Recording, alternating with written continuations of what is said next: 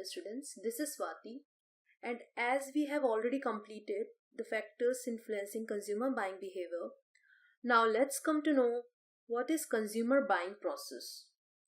So ये process क्या है इसके बारे में जानते हैं. ये एक decision process है made by consumer regarding market transaction before, during and after the purchase of goods and services. So that इस तरीके से आपको याद रखना है कि it is the process used by consumer regarding market transaction before, during and after the purchase of goods and services. So this process identifies the process which is being followed by customers while buying a product. And this study of process helps in finding and understanding the need of the customer and the idea that goes into buying a particular product. It is also important for the marketer to do proper market research before pitching the product in the market. So for this, there are 6 stages of consumer buying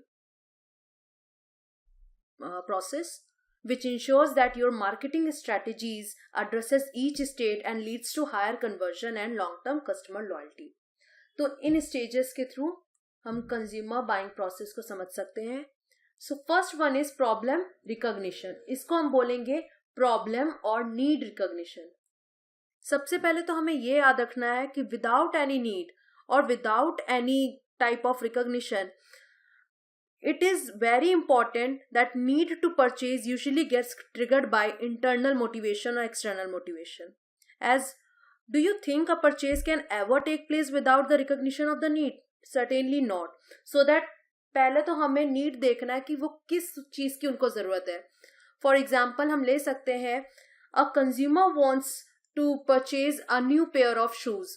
So that उसकी need क्या identify हमने कर ली कि he wants to purchase a fresh pair of or a new pair of shoes. Now, the second one, when the need is identified, the second process or stage is information search. So in this information search, they usually start searching for required information about the product.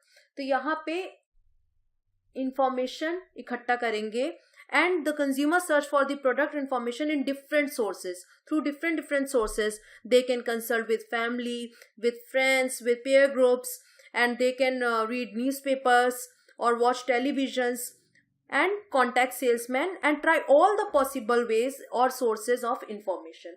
तो यहाँ पे sources of information about the product वो लेंगे. और आपको ये याद रखना है कि a successful information search leaves a buyer with possible alternatives.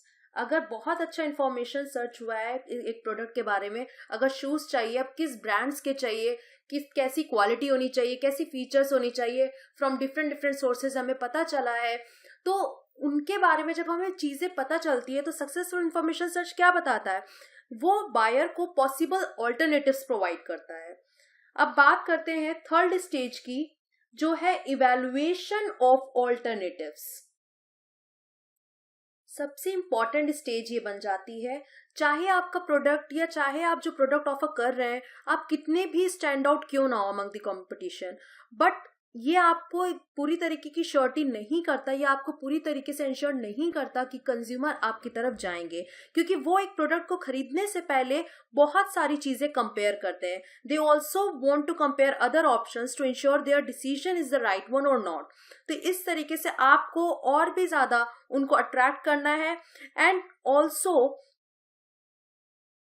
keep them on your side for the evaluation of alternative stage. भले उनके पास कितने भी alternatives क्यों नहीं है, आप अभी भी उनके दिमाग में सबसे अच्छा एक इमेज क्रिएट कर रहे हो. क्योंकि जैसे हम कहते हैं कि अगर आप अपने प्रोडक्ट को कंज्यूमर को ला रहे हो और उसके साथ आप कंपैरिजन खुद उनको बता रहे हो कि with other products that offer in the market, that means it also not simplify the process, it establishes a trusting customer relationship. So that especially during the evaluation of alternative stage.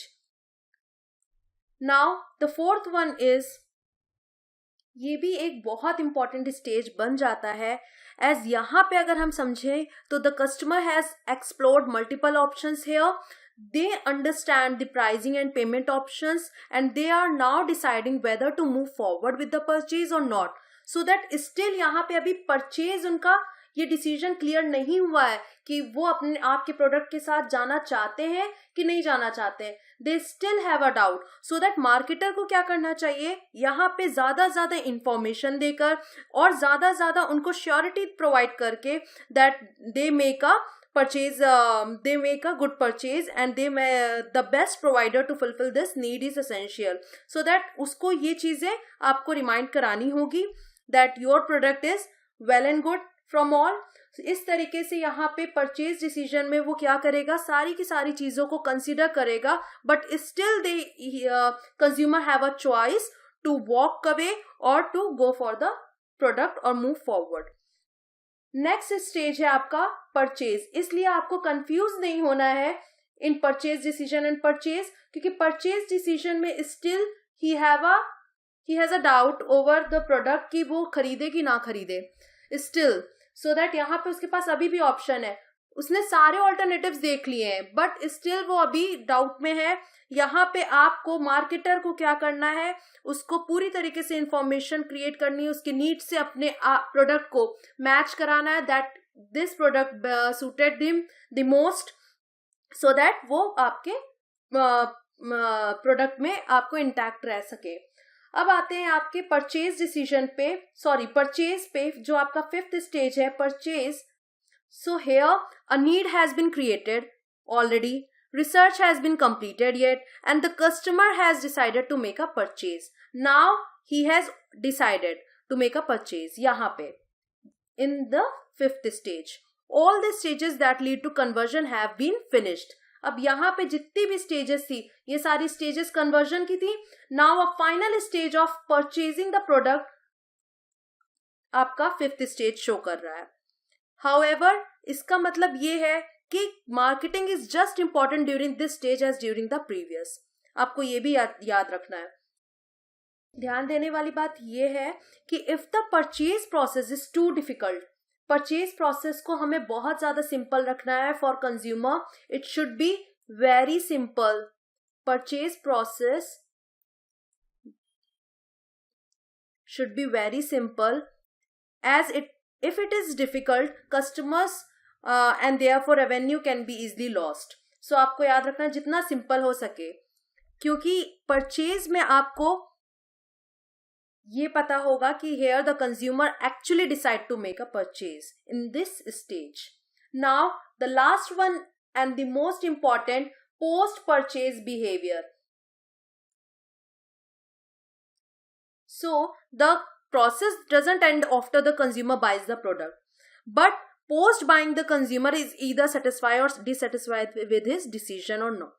तो यहाँ पे हम देखेंगे उसका satisfaction, whether he is satisfied with the product or dissatisfied. तो यहाँ पे आपका आ जाएगा cognitive dissonance. ये होता है आपका a feeling of discomfort.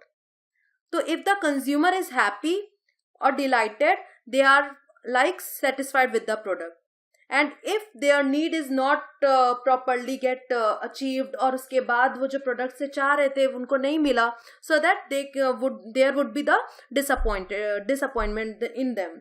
So that उस तरीके से आपको ये ध्यान रखना है कि buying process, consumer buying process का लास्ट स्टेप है आपका पोस्ट परचेज बिहेवियर, ना कि purchase but post purchase behaviour, as it generates a question that whether a future purchase is made from your brand is still in a question. तो यहाँ पे आपको customer को satisfy करना ही है with his or her decision to make the purchase. And सीधी बात, because of this, sending follow-up surveys and emails that thank the customer for making a purchase are critical here. So that after sales services and आपको follow-up services और emails, और अगर आप उनसे कोई feedback लेना चाह रहे हो, तो this makes this process effectively attainable, so that this can be mitigated by identifying the source of dissonance, और उसको आपको हटाना है by offering exchange that is simple and straightforward. तो इस तरीके से आपको ये सारे प्रोसेस को समझना है यहाँ पे कि कैसे ये कंज्यूमर बाइंग प्रोसेस काम करता है, as it describes the entire journey of customer before they buy the actual product. इसलिए understanding the customers buying decision process is immensely important, and not for the sales team but also for those who are involved in the strategy building process. इस तरीके से इन 6 stages के through हम सारी चीज़ों को समझ सकते हैं, and it will be easily for us as well to know the things कि कौन से ऐसे फैक्टर्स हैं या कैसे कंज्यूमर बाइंग प्रोसेस अपने लास्ट स्टेज तक पहुंचता है.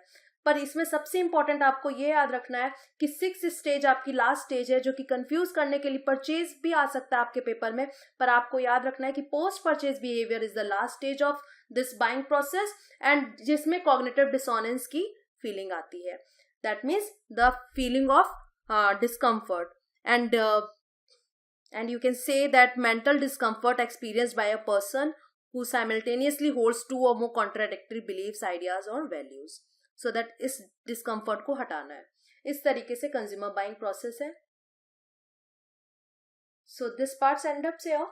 Thank you for watching this. For further updates and questions, please subscribe to our channel.